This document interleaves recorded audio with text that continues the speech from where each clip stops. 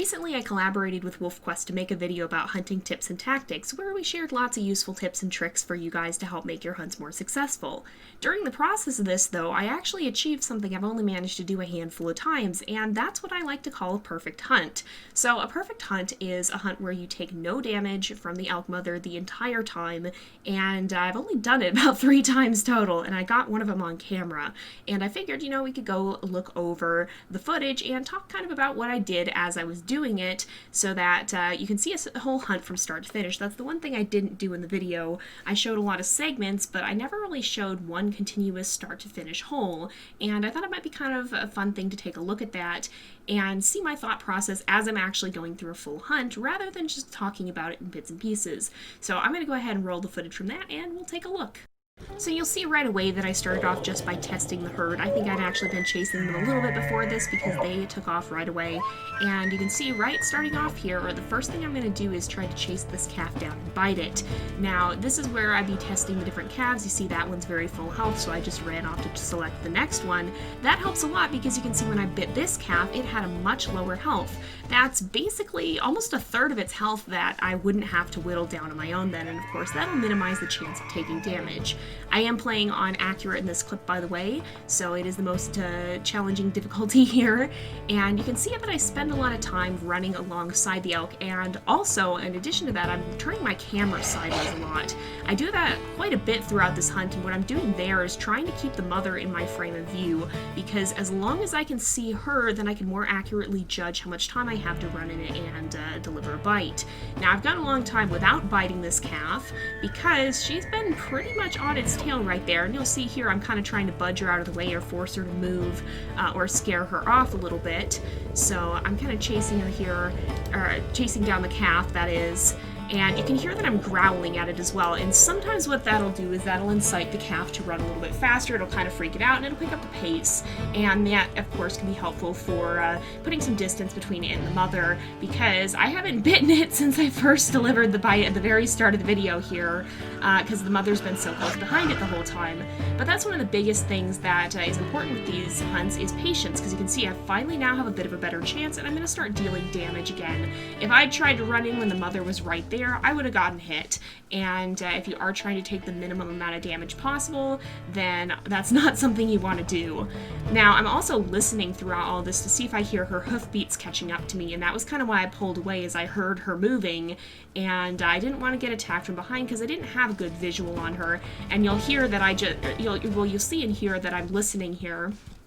And whenever I hear her running up on us, I'll actually stop and back off. And again, the growling is trying to scare them. Sometimes, I don't know how much truth there is to it. Sometimes it does seem like the growling spooks them a little bit more, though. Especially when they're running. Sometimes they do pick up the pace a little bit, but I don't know if it does too much in the standoff. I was just kind of testing that out. Again, here, though, you'll see I'm trying to get the calf separated from the mother, because right now she's way too close for me to risk having a bite. There we go. I kind of managed to scoot her out of the way a little bit by intercepting and running between them. I kind of forced her to dodge me, and that gave me the chance to get in there and get another bite in.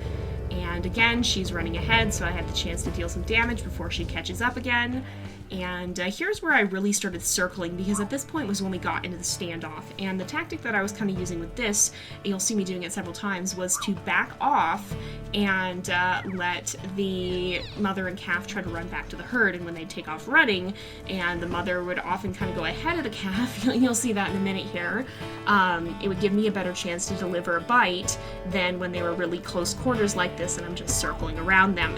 You can do a perfect hunt and get bites in here, but that can be a little bit difficult at times. It can be more difficult because you really have to time it absolutely perfectly, otherwise you will get hit. But you can see here, I bit a little too quickly on that one and the calf kicked me off. If I'd waited just a second or two longer, I would have gotten a solid bite the first time, but I still managed to get a good throat bite in there, and that helps quite a bit too, because you can deal a lot of damage with a neck bite like that.